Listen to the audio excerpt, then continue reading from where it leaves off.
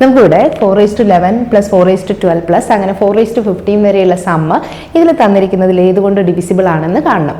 So നമുക്ക് 4:12 എന്ന് പറഞ്ഞാൽ 4:11 ഇൻറ്റു 4 ആണ്. 13 എന്ന് പറയുമ്പോൾ 4:11 ഇൻറ്റു 4 സ്ക്വയർ ആണ്. നമുക്ക് ഇത് എല്ലാത്തിൽ നിന്നും 4:11 ഔട്ട് സൈഡിൽ എടുത്തു കഴിഞ്ഞാൽ 4:11 ഇൻറ്റു ഫസ്റ്റ് വണ്ണിൽ നമുക്ക് 4:11 എടുത്തു കഴിഞ്ഞാൽ 1 പ്ലസ് 4:12 നിന്ന് 4:11 എടുത്താൽ 4 ദെൻ 4 സ്ക്വയർ 4 ക്യൂബ് 4:4. ഇത് നമ്മൾ സം ചെയ്ത് കഴിഞ്ഞാൽ 4:4 256 ആണ്. 4 ക്യൂബ് 64, 16 പ്ലസ് 1 സം ചെയ്ത് കഴിഞ്ഞാൽ നമുക്ക് വരുന്നത് 341 ആണ്. സോ 4:11 ഇൻറ്റു 341 എന്ന് വരും.